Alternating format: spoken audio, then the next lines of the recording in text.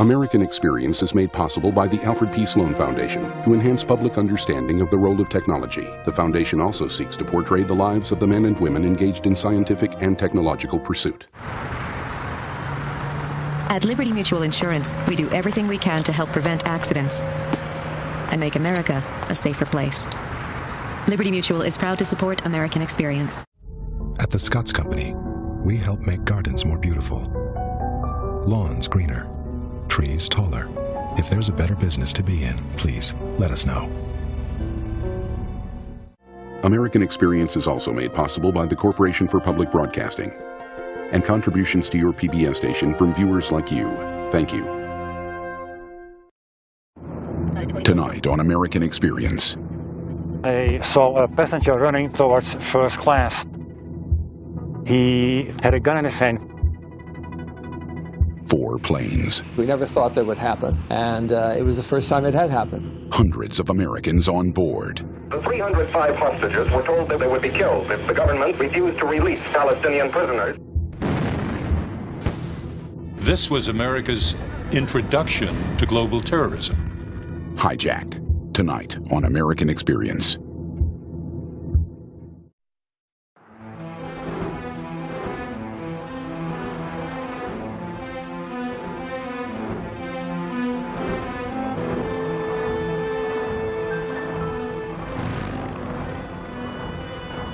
On the morning of September 6, 1970, 3 teams of Palestinian hijackers, all in their mid-20s, arrived at different European airports. They were going to hijack 3 planes bound for the United States. They would divert them to a landing strip in the Jordanian desert, hold passengers and crew as hostages, and use them to gain the release of Palestinian militants held in Europe and Israel.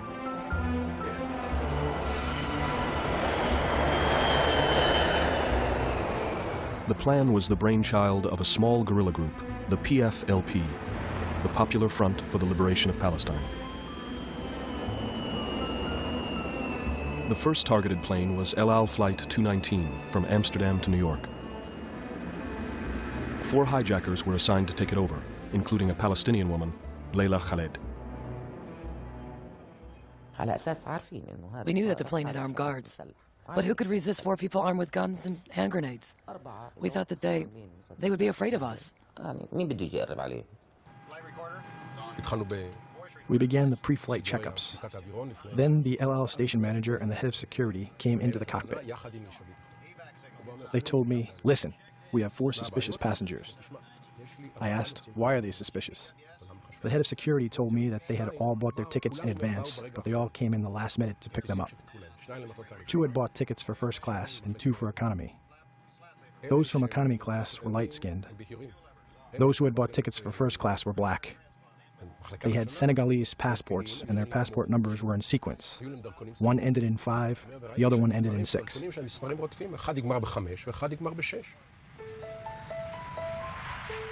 Captain Lev decided to allow Khaled and her partner, Patrick Arguello, a Nicaraguan-American sympathetic to the Palestinian cause, to remain on the flight. He had the 2 Palestinians with suspicious passports removed.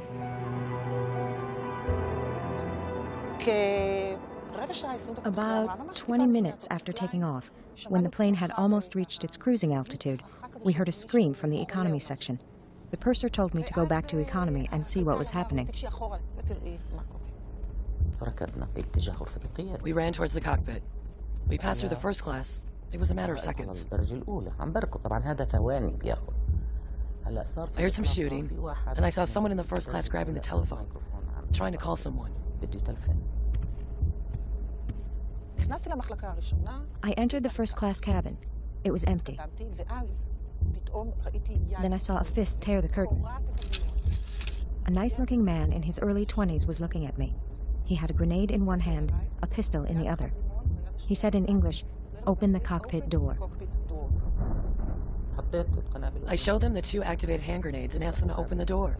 One of the flight attendants was also banging down the door, saying, "Open, open." Someone looked through the peephole, but did not open the door. We heard the knocks on the door, and the purser Abraham rang, calling us on the intercom. He told me there are a male and a female hijacker. They demand that you should open the cockpit door, otherwise they will kill and blow up the plane.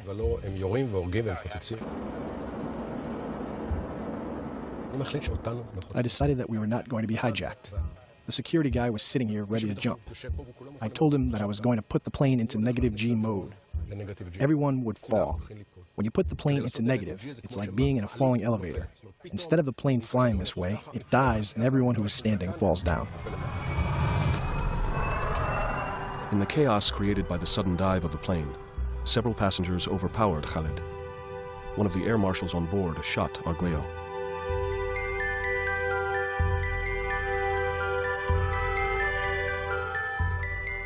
Less than an hour after takeoff, El Al Flight 219 made an emergency landing in London. Leila Khaled was arrested. Patrick Arguello was taken to a local hospital where he was declared dead upon arrival. In failing to hijack the El Al plane, the PFLP had lost its most important target. It had hoped to use the Israeli passengers on board to force Israel to release Palestinians held prisoner.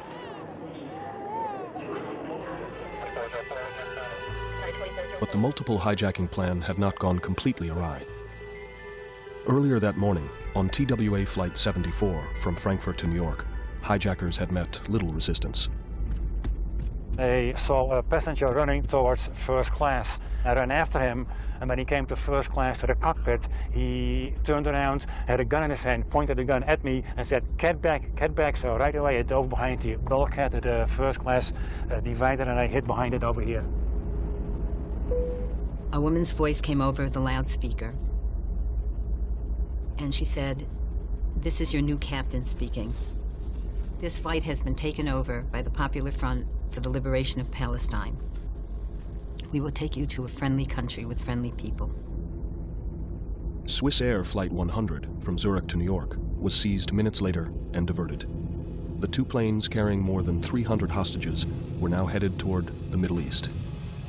This is the CBS Evening News with Walter Cronkite and Eric. Hostages were told they would be well taken care of. The world public opinion did not help. I heard about the story because, in fact, the CBS newsroom in Washington alerted me.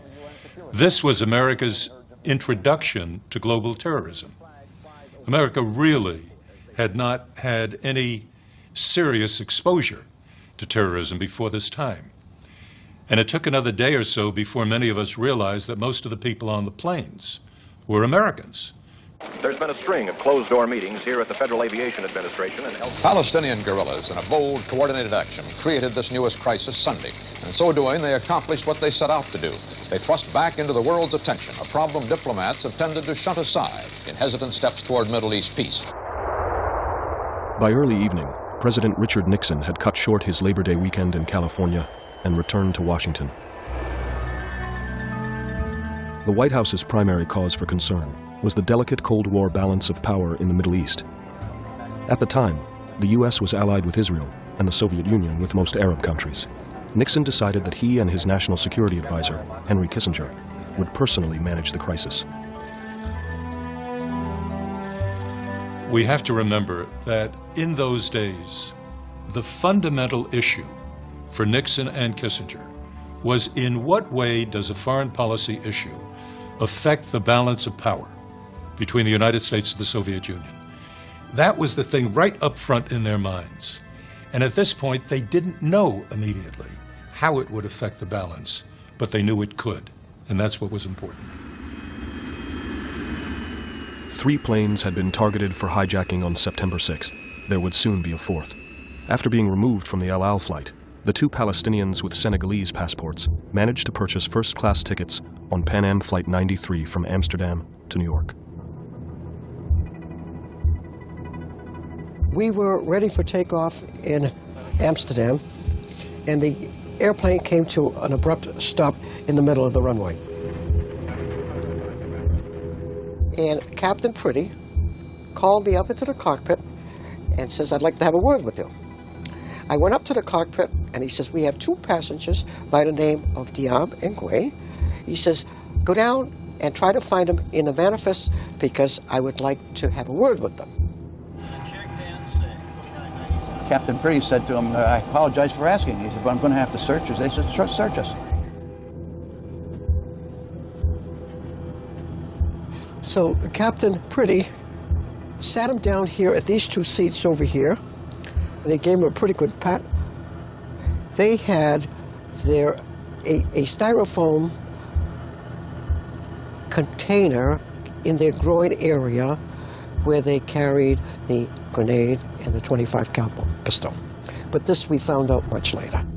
Number 123 is cleared standard. This was all prior to takeoff, and then we talked with the company, and the company agreed, go ahead. So now we have been given permission to take off, and we did.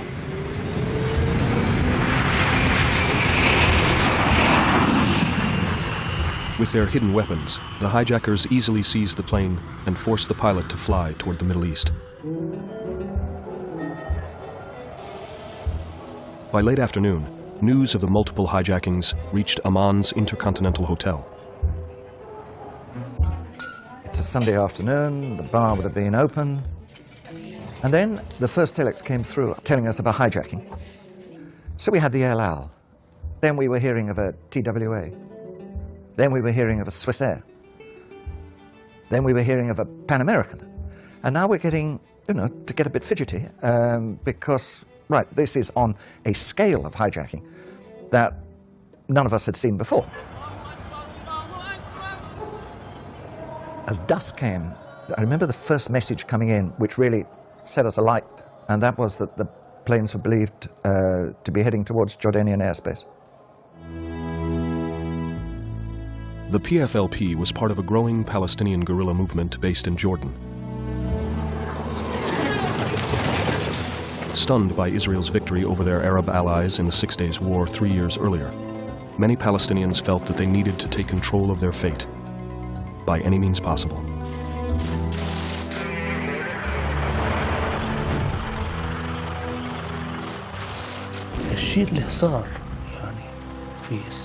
What happened in the 1967 war destroyed our dreams.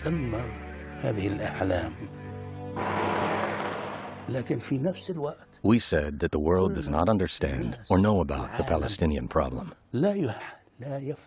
This is how the idea of hijacking planes came about.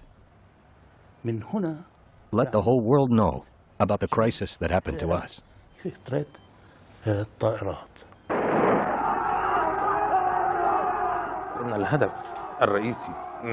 main goal of this operation was to gain the release of all of our political prisoners jailed in Israel in exchange for the hostages. This was, of course, an era when Vietnam had demonstrated that small, backward countries could stand up to superpowers, and there was some sense in which the Palestinians were trying to emulate that. I think the Palestinians generally and the PFLP within the Palestinian movement knew that they had a weak hand. The guerrilla war option really wasn't going to work quite the way it had in Vietnam. And so I think they were always trying to find ways to do things that had highly dramatic content to get attention. The hijacked airliners were being flown to an abandoned airstrip in the Jordanian desert, a remote site under Palestinian control. The hijackers had dubbed it Revolution Airport. One of our commanders asked me to go to Revolution Airport. I asked, where is that airport? He said, some guys will lead you, but it is not an airport. It is a desert. In this area, the ground is very hard. The largest planes on Earth could land there. I asked our commander, why did he choose this place? He told me that a geologist had confirmed that the strip could support anything, even if the devil walked on it. In order to make an airport, what should one do? We brought 200 barrels and gallons of diesel and a group of fighters to protect the area. We filled barrels with dust and with diesel-soaked rags, and we sat and waited.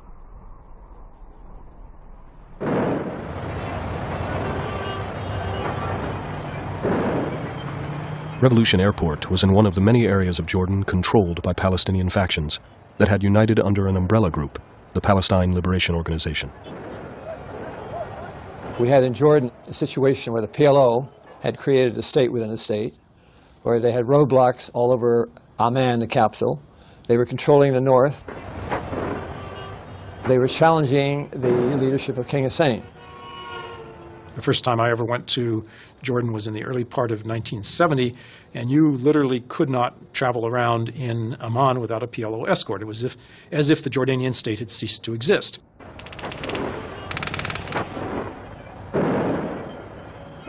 So you had the hostage crisis, which was kind of a spark for an already incendiary situation.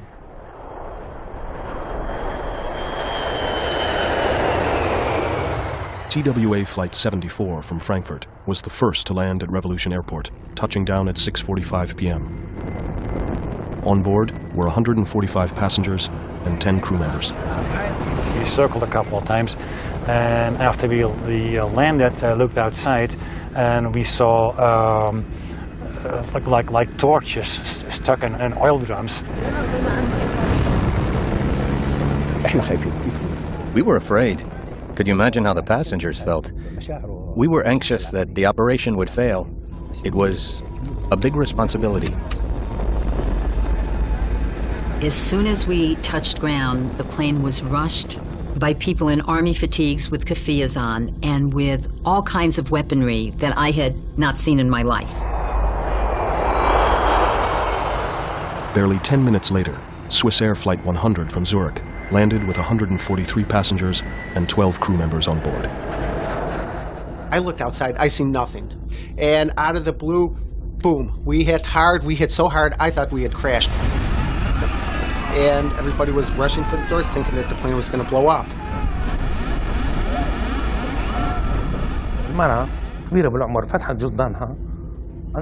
I saw an old lady opening her purse, taking dollar bills. She tried to put them in the hand of one of our fighters. I spanked her hand. She was scared to death. I said, "Take back your money. We are not thieves. We are people fighting for freedom."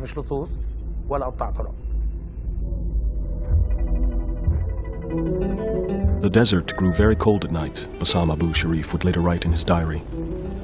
My comrades went around wiring detonators to large lumps of plastic explosives placed under the seats.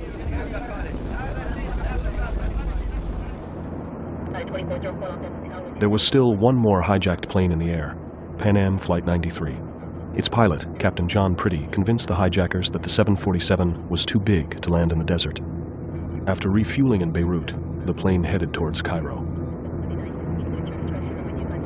We took off out of Beirut, and shortly after that, I saw the demolition individual with the suitcase, and he was wiring up the airplane with dynamite. And I said to him, "What's going to happen to this airplane?" He says, "What do you care about this imperialistic airplane?" I said, "What about my imperialistic ass and my passengers?" We had to circle. The hijackers would look out the window and they would confirm, yes, indeed, this is Cairo. They could tell even though it was nighttime. And I said to all the attendants, "Now hear this and hear it good. When this airplane comes to a complete stop in Cairo, which was our destination point," I says, "don't wait for me, don't wait for the captain, and don't wait for Jesus Christ. We're going to evacuate the airplane like right now." 50, 40, 30. I looked around and saw this gentleman lighting up the fuses on the dynamite as we were descending. Flight Director John Ferruggio hurriedly gave evacuation instructions, which one of the passengers managed to record on a tape deck. "We want you to do this here so that nobody will get hurt. Just pay attention to what your stewardesses at each door tell you. Go down to the bottom of the ramp and then get away from the aircraft."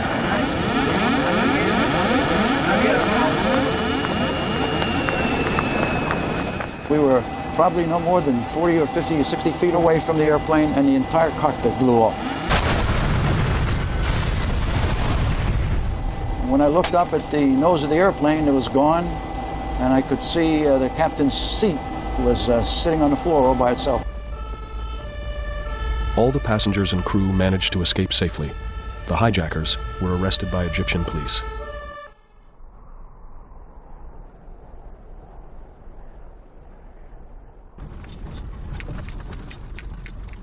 We're bumping along a dirt road, seeing absolutely nothing. When over the top of the hill comes a Jeep Land Rover, great dust storm billowing along behind it. We wave the chap down. It's an Italian engineer. Excuse me, sir, have you seen any aeroplanes? Which might seem a pretty damn fatuous question. Yes, he says. Over there. Thank you. And we power back in and bump along a little bit further. And then we go over a rim. It's a hell of a long time ago, and I can see that site absolutely clearly in my mind now. They were laid out like little children's toys. We just stopped there in amazement because we were in the middle of nowhere. Mid-morning, the PFLP issued their first ultimatum. They would blow up the planes with their passengers on board unless Layla Khaled and Palestinian militants imprisoned in Israel and Europe were released within 72 hours. The US and European countries whose citizens were being held hostage agreed to negotiate with the PFLP via the International Red Cross.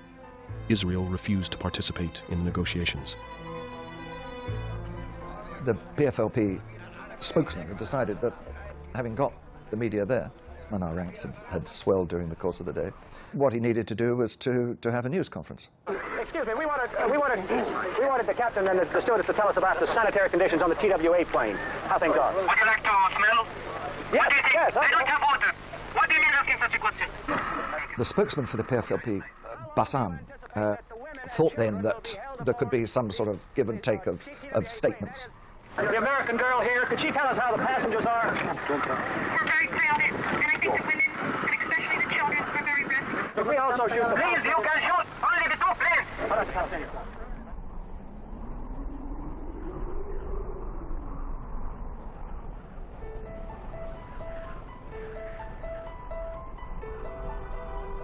At that time, 1970, it would have been believed that by foghorn statements, they could convince the outside world, beyond the boundaries of Israel, Jordan, Lebanon, of the rightness of their cause.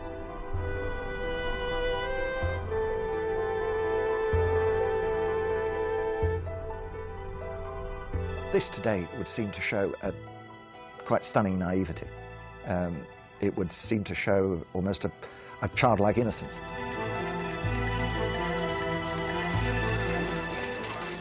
Well, here is the situation on that airstrip in the Jordanian desert 30 miles from Amman. Arab guerrillas hold as captives some 300 nationals from the United States, Britain, West Germany, Switzerland, Israel, even now from some Arab lands. It was an extremely stark moment. It was something that caught us completely unawares. We never thought that would happen. And it was the first time it had happened. The White House faced a dual crisis: a hostage situation with hundreds of American lives in danger, and a pro-American government, Jordan, at the point of collapse. The PFLP knew, on some level, that King Hussein could not remain king while having his country basically occupied by these armed and independent actors. So when they acted this way, they knew it would bring about some kind of a confrontation with King Hussein. If the Palestinian extremists were to take control of a country like Jordan, how does that tip the balance? The Soviet Union had a very close relationship then with the Syrian regime, with the Egyptian regime. This was the kind of crisis that evoked in Kissinger's mind many historical parallels. Just as pre-World War I, a shot fired in Sarajevo could trigger a world war, in Kissinger's mind, a shot fired in Amman, Jordan, or in Jerusalem, likewise could trigger a world war. The 305 hostages were told that they would be killed if the governments of Great Britain, Switzerland, West Germany, and Israel refused to release Palestinian prisoners. The The increasing friction in Jordan between the army and Palestinian guerrillas was evident at Revolution Airport. Palestinian militants guarding the planes were themselves surrounded by Jordanian troops, tanks, and armored personnel carriers. It was a tense and unpredictable standoff. The Jordanian general came and assessed the situation. We negotiated with him. We told him, you should take your troops a mile back, and we will free the women and children. Jordanian chief of staff had been negotiating with the commandos. He succeeded in getting them to release the women and children, all except... They said that they want all the women and children off the plane. And I said to my husband, I'm not going. I said, I want us to stay together. And he said, you have to go. Whatever is going to happen, it'll be a lot easier for me if I know that you and Talia are safe. As we leave, they ask our names and they ask our religion. I just said I was Jewish because all my life I had grown up in the shadow of the Holocaust, and I had always thought that someday my turn was going to come, and I thought, this is my turn, so I didn't think twice about it. But the girl who was following me said to them, well, why do you want to know? And they said, Jewish. And she said, no, I'm Protestant. And I don't think they saw us as a group of people who were Americans and related to each other as Americans. I didn't realize at the time that what they were doing was they were dividing us up. Why are you keeping the Jewish women and children hostage? They are not kept because they are Jewish. They are kept just for interrogation for the reason I mentioned, the dual citizenship. Israel and the United States of America. The two friends that I was with, one was Jewish, and my oldest friend, Nancy, who was not Jewish, when they separated us. You know, it was the first time in my life that I had been separated, that I had been identified as Jewish, and something different happened to me, that my treatment was different because I was Jewish. Palestinians had tried to make an argument, especially the leftists, that they were not anti-Semitic, that they were just anti-Zionist.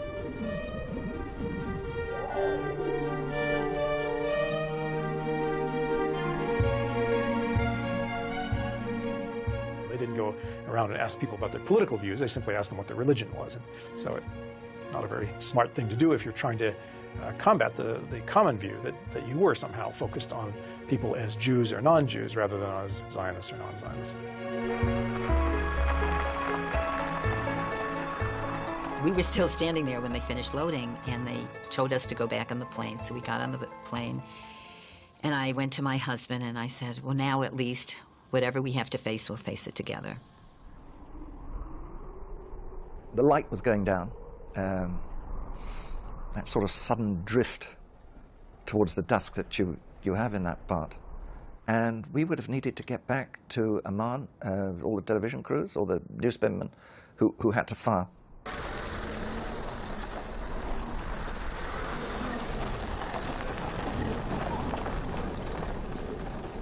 And you almost have a feeling of disgust and shame as a reporter when you know you're going back to your air-conditioned hotel with the kitchens on tap and the bar open waiting for you, and you're leaving people behind who are in a bad and unpleasant and frightening situation.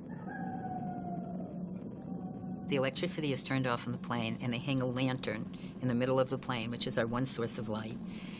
And some of the terrorists came on the plane and woke up one of the flight attendants and said, we're going to call some names of people that we want to interview. And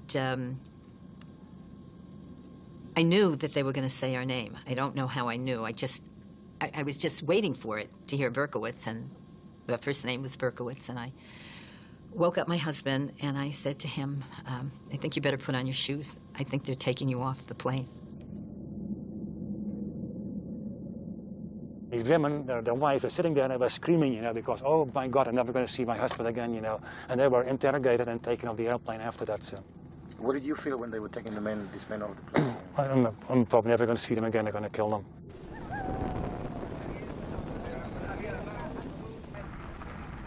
PFLP gunmen took Jerry Berkowitz, 3 U.S. government employees, and 2 rabbis to a hideout 100 miles away in case Israel attempted a rescue operation at Revolution Airport.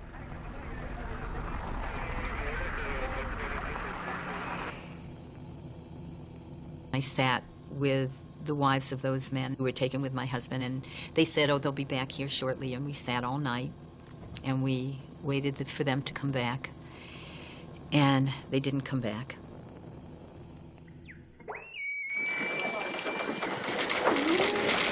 The White House is showing signs of edginess and grave concern. Through the first 36 hours, the White House publicly all but ignored the hijackings in comment and action. The White House is doing its best not to convey any impression of panic.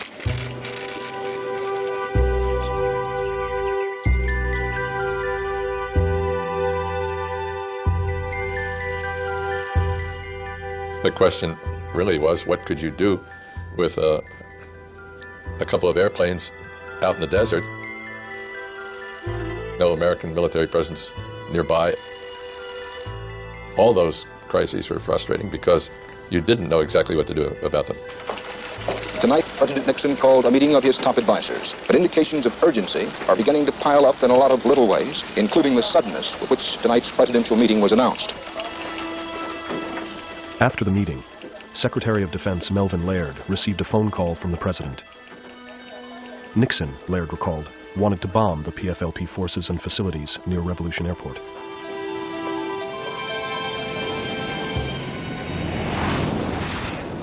President Nixon had a way of, on the spur of the moment, suggesting strong actions that maybe on second thought even he would not follow through on, and his senior staff somehow had to deal with those instructions. In this case, I think Melvin Laird found that the weather wasn't good or something, and that was the end of the suggestion for bombing. Years later, Secretary Laird would admit that the weather was just an excuse. Given America's involvement in Vietnam, he did not want to drag the nation into a new military adventure.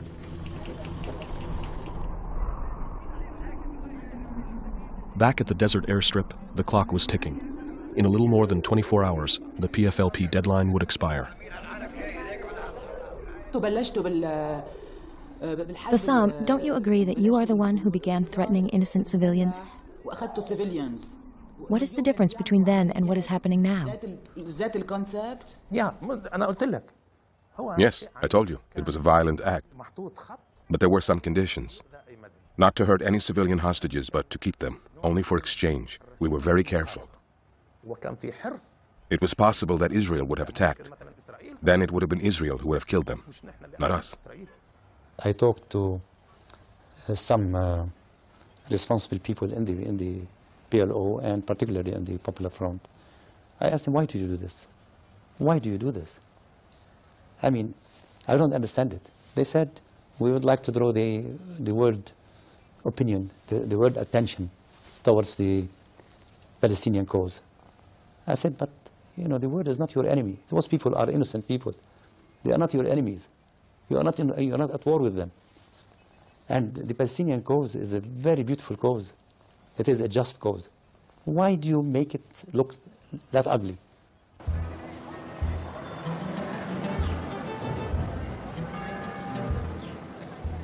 All eyes were now on Jerusalem. Would the Israelis join with the Americans and Europeans and negotiate with the PFLP for the release of the hostages? Or would Prime Minister Golda Meir order a military strike in retaliation? העולם כולו עומד עכשיו מול זוועה שעוד לא ידענו כמותה. מה פירוש הדבר? שבמדבר מחזיקים זה כבר ימים אחדים מאות אנשים ושומעים ברדיו איזו נדיעה ככה כמעט אידילית לקצת אוכל, יש להם מים חסרים להם. במדבר, בחום הזה, חסרים להם מים, לילדים האלה. בעולם כולו עומד, והדבר הטוב ביותר שיכול לעשות זה לשלם שוחד. At that time, we could not even imagine negotiating with terrorists. We wanted to fight them and thought that we were winning. We knew that giving in to terrorists only encourages them. There is nothing easier than to capture an unprotected non-Israeli plane, hijack it to a remote place, and then demand that Israel release its prisoners.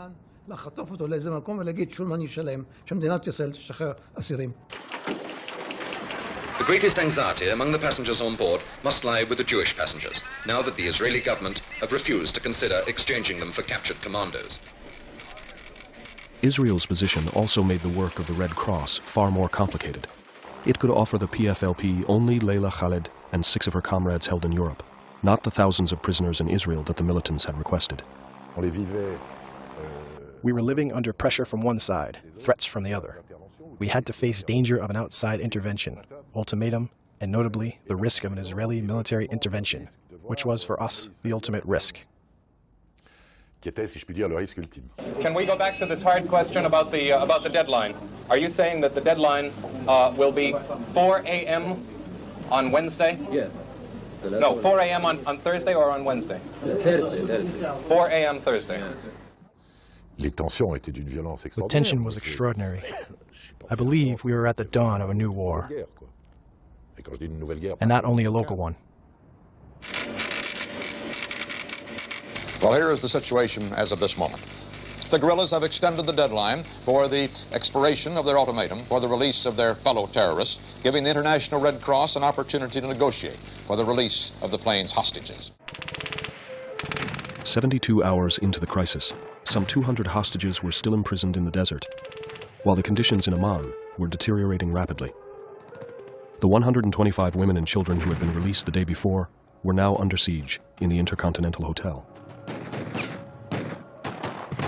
In the hotel lobby, the area is deserted of guests because there's a sniping battle going on just outside the door here now. As Jordan slipped into civil war, the hostages' safe haven was fast becoming a battle zone. One morning we woke up, they were bombing the hotel while we were in it and shooting it. My friend Joe and I were on a landing between 2 floors reading Mad magazines and laughing. When all of a sudden we heard machine guns and what sounded like a bomb. One bomb landed near the hotel. Everybody panicked and ran out of their rooms into the halls. On September 9th, Jordanian troops managed to escort the 125 hostages out of the country.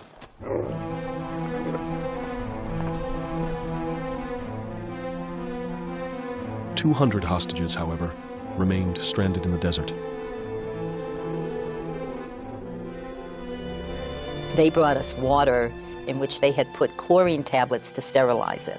So what we were drinking was similar to drinking heavily chlorinated, warm pool water.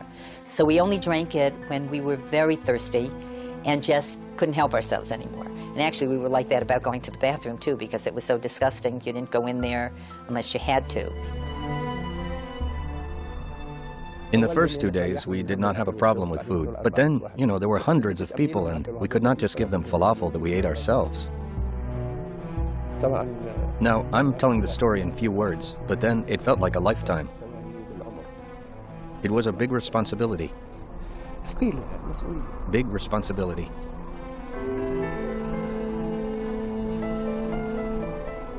We had this extremely complex attack plan on 4 airliners. But what was to happen after that, I had the impression they had no comprehension of it at all.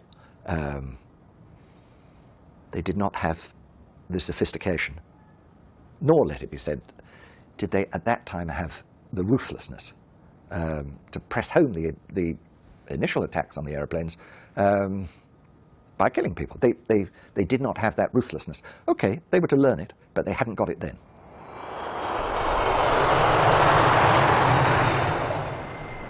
Once it became clear that the PFLP was not going to execute hostages, its bargaining position weakened. Then, on September 9th, a PFLP sympathizer hijacked a British BOA seaplane en route to London, a 4th hijacked plane with 105 passengers and 9 crew members on board.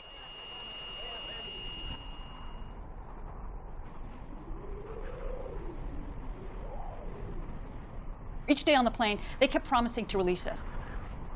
So I thought, okay, I'll spend another night on the plane, and then I'll get off the next day. We got this every day. We got a promise.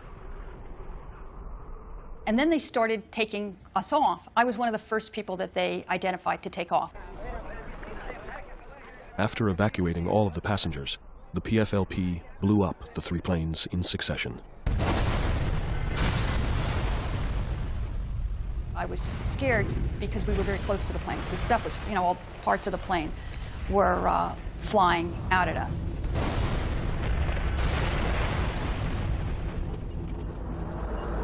The scary part was being surrounded by the Jordanian army because the PFLP folks, had rifles with them, and they pointed their guns at us. The army came at that very moment. We told them, here are the hostages. If you touch us, either we all die, or you let us go.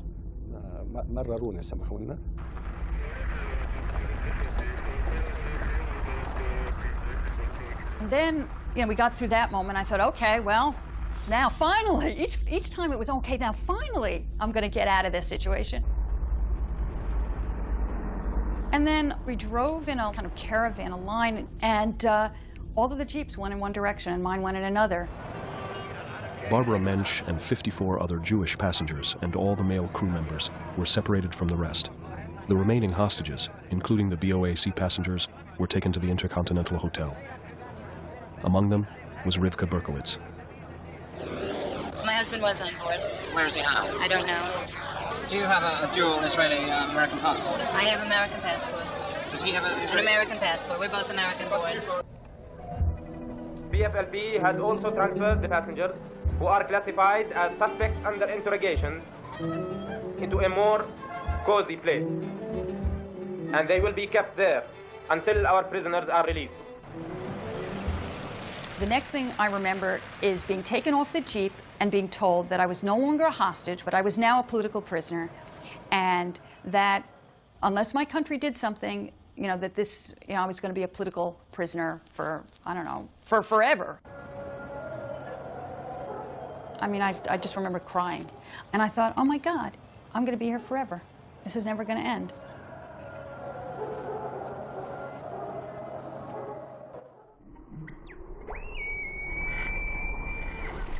The Ad Commandos called this the Revolution Airport. Today, it might more aptly be called Desolation Airport. This is the port wing of the Super VC-10. You had an impression that the Palestinians had played it out by the end of that week. And therefore, the blowing up of the aircraft was drawing the curtain on the show. 2 days later, King Hussein ordered his army to fight its way into the Palestinian refugee camps and uproot the militants.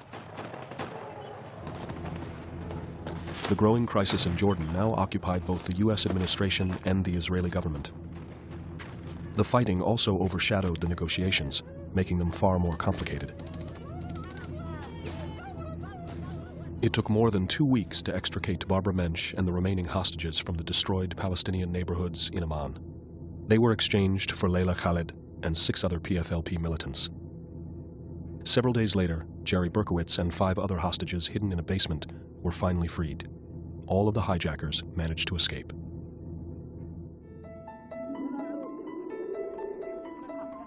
Palestinians would say, I suppose, that they didn't have great choices. There weren't ways of getting the world's attention by having peaceful demonstrations, and somehow they had to show how dire the situation was by inflicting pain. But I also think that once you get started with this kind of militancy, it's hard to turn it off. People begin to compete for ways of doing another more dramatic blow. It's difficult to stop once you've developed that as one of your modus operandi. The unprecedented events of September 1970 would soon be forgotten, but they would mark the end of one era and the beginning of another, a more violent and dangerous time when terrorists would no longer hesitate to take the lives of innocent people.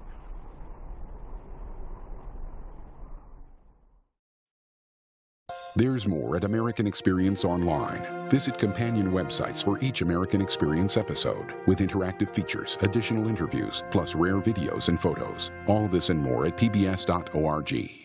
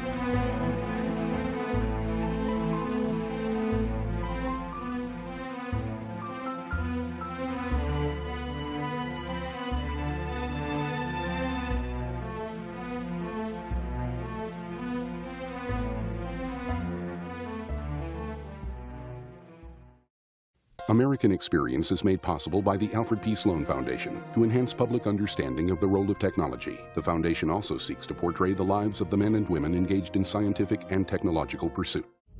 At the Scotts Company, we help make gardens more beautiful, lawns greener, trees taller.